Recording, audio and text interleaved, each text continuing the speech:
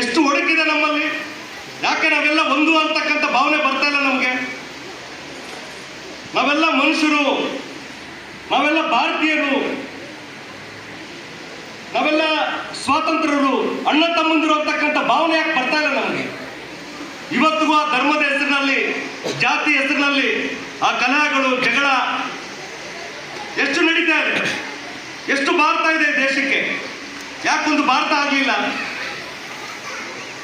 ನಮ್ಮ ಸ್ವಾತಂತ್ರ್ಯ ಹೋರಾಟಗಾರರು ಏನು ಕನಸು ಕಂಡಿದ್ರು, ಒಂದು ಭಾರತ ಆಗಬೇಕು ಅಂತೇಳಿ, ಮಹಾನ್ ಭಾರತ ಆಗಬೇಕು ಅಂತೇಳಿ. ಯಾಕೆ ಆಗ್ತಾ ಇಲ್ಲ ಅದು? ಇಲ್ಲಿ ಸಮಯದ ಅವಕಾಶ ಬಹಳ ಕಡಿಮೆ ಇದೆ, ಹೆಚ್ಚು ವಿಷಯಗಳಿಗೆ ಹೋಗಕ್ಕಾಗೋದಿಲ್ಲ. ಆದರೆ ಸಂಘಟನಾಕಾರರು ಯಾವೊಂದು ಉದ್ದೇಶ ಇಟ್ಕೊಂಡು ಇಂಥ ಒಂದು ಸಾಂಸ್ಕೃತಿಕ ಜನೋತ್ಸವ ಕಾರ್ಯಕ್ರಮಗಳು ಸಂಘಟನೆ ಮಾಡ್ತಾ ಇದ್ದಾರೆ. ಇದು ಇವತ್ತಿನ ಸಮಾಜಕ್ಕೆ ಅತ್ಯಂತ ಅಗತ್ಯವಾಗಿ ಬೇಕಾಗಿದೆ. ಅಷ್ಟೇ ಅಲ್ಲ, ಸಮಾಜನ ಮುನ್ನಡೆಸೋದಕ್ಕೆ, ಸಮಾಜನ ಬದಲಾವಣೆ ಮಾಡೋದಕ್ಕೆ ಏನು ಸಾಂಸ್ಕೃತಿಕ ಹೋರಾಟ ಆಗಬೇಕಾಗಿದೆ. ಆ ನಿಟ್ಟಿನಲ್ಲಿ ಸಹ ಇದು ಬಹಳ ಅತ್ಯಂತ ಅವಶ್ಯಕವಾಗಿರ್ತಕ್ಕಂಥದ್ದು. ಅಲ್ಲಿ ನಮಗೆ ಇತಿಹಾಸ ಬೇಕು. ನಮ್ಮ ಇತಿಹಾಸ ಏನಿದೆ, ನಮ್ಮ ಬೇರೆ ಏನಿದೆ, ಇತಿಹಾಸ ಅಂದ ತಕ್ಷಣ ಯಾವುದು ಸಮಾಜದ ಪ್ರಗತಿಗೆ ಪೂರಕವಾಗಿದೆ ಅದನ್ನು ನಾವು ತಗೊಳ್ಬೇಕಾಗುತ್ತೆ. ನಮ್ಮ ದೇಶಕ್ಕೆ ನೂರಾರು ವರ್ಷಗಳ ಇತಿಹಾಸ ಇದೆ,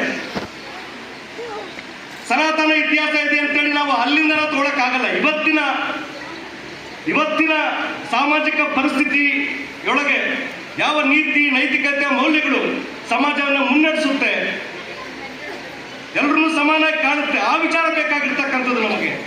ಯಾಕೆ ಈ ಧರ್ಮ ಇದೆ, ಯಾಕೆ ನಾವು ಜಗಳ ಆಡ್ತಾ ಇದ್ದೀವಿ, ಯಾಕೆ ಹಿಂದೂ ಮುಸ್ಲಿಂ ಕ್ರಿಶ್ಚಿಯನ್ ಅಂತೇಳಿ ಜಗಳ ಆಡ್ತಾ ಇದ್ದೀವಿ ನಾವು, ಯಾಕೆ ಈ ಭೇದ ಭಾವ ಇದೆ? ಶಿಕ್ಷಣ ಕೊಡೋದಕ್ಕೆ, ಉದ್ಯೋಗ ಕೊಡೋದಕ್ಕೆ ಜಾತಿ ಬೇಕಾ, ಧರ್ಮ ಬೇಕಾ? ಇದು ಕೇವಲ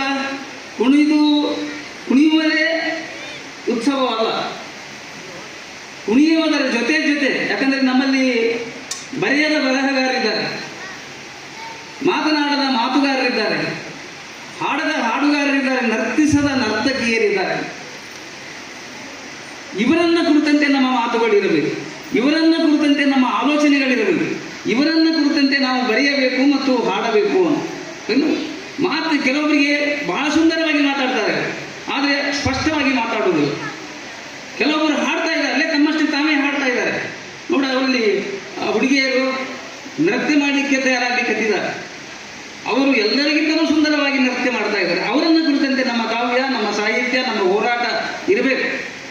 ದಾಖಲಾಗದೇ ಹೋದಂಥ ಘಟನೆಗಳನ್ನು ದಾಖಲಿಸ್ತಕ್ಕಂಥ ಕೆಲಸ ಇಂತಹ ಉತ್ಸವಗಳ ಮೂಲಕ ಆಗಬೇಕು. ಅಂತಂದರೆ ಬಹಳ ಮುಖ್ಯವಾಗಿ ಹೊಸದರ ಹುಡುಕಾಟ, ಆವಿಷ್ಕಾರ, ಹೊಸದರ ಹುಡುಕಾಟ ಅಂದರೆ ಬಹುಮುಖ್ಯವಾಗಿ ಮೌಲ್ಯಗಳ ಹುಡುಕಾಟ. ಇವತ್ತು ಮೌಲ್ಯಗಳೆಲ್ಲ ಕಳೆದು ಹೋಗಿಬಿಟ್ಟಿವೆ. ಮೌಲ್ಯಗಳು ಅಂದರೆ ಜಾತಿ, ಧರ್ಮ, ಸ್ವಾರ್ಥ, ಆಮೇಲೆ ವ್ಯಭಿಚಾರ, ಅತ್ಯಾಚಾರ, ಭ್ರಷ್ಟಾಚಾರ, ಅಂದರೆ ಇವೆಲ್ಲವುಗಳ ಮಧ್ಯದಲ್ಲಿ ಮನುಷ್ಯ ಕಳೆದು ಹೋಗಿದ್ದಾನೆ.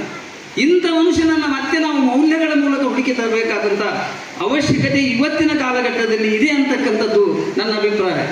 ಯಾಕೆಂತಂದರೆ ನಾವು ಭ್ರಷ್ಟಾಚಾರದ ಬಗ್ಗೆ ಮಾತಾಡ್ತಾ ಇದ್ದೀವಿ. ಭ್ರಷ್ಟಾಚಾರ ಇವತ್ತೇನು ನಮ್ಮ ಕಣ್ಣು ಭ್ರಷ್ಟ ಆಗಿದೆ, ಕಾಲು ಭ್ರಷ್ಟ ಆಗಿದೆ, ಕೈ ಭ್ರಷ್ಟ ಆಗಿದೆ, ಬಾಯಿ ಭ್ರಷ್ಟ ಆಗಿದೆ, ಪಂಚೇಂದ್ರಿಯಗಳೆಲ್ಲ ಭ್ರಷ್ಟ ಆಗಿದೆ. ಆದರೆ ಪೆನ್ನೇ ಭ್ರಷ್ಟ ಆಗಿದೆಯಲ್ಲ. ಪೆನ್ ಭ್ರಷ್ಟ ಆದಾಗ ಯಾರನ್ನು ಕಾಪಾಡಬಹುದು? ಸಮಾಜ ಸುಧಾರಣೆ ಕೆಲಸವನ್ನು ಮಾಡ್ತಕ್ಕಂಥ ಪೆನ್ನೇ ಭ್ರಷ್ಟವಾದಾಗ ಯಾರು ಕಾಪಾಡುವುದು? ಅದಕ್ಕೆ ಬುದ್ಧ ನಾನು ಬಹಳ ಸಲ ಪ್ರಸ್ತಾಪ ಮಾಡ್ತಕ್ಕಂಥದ್ದು ಬುದ್ಧನಿಗೆ ಒಂದಿಷ್ಟು ದಾರಿ ಗಡಿ, ಅಳುವ ಕೂಸಿಗೆ ಒಂದಿಷ್ಟು ನೀರು ಕೊಡಿ ಅಂತ. ಎಲ್ಲ ಸಮಸ್ಯೆಗಳಿಗೆ ಪರಿಹಾರ ಸಿಗ್ತಾ ಇದೆ ನಮ್ಮಲ್ಲಿ. ಹೀಗಾಗಿ ಈ ನಿಜವಾದ ಮನುಷ್ಯನ ಹುಡುಕಾಟ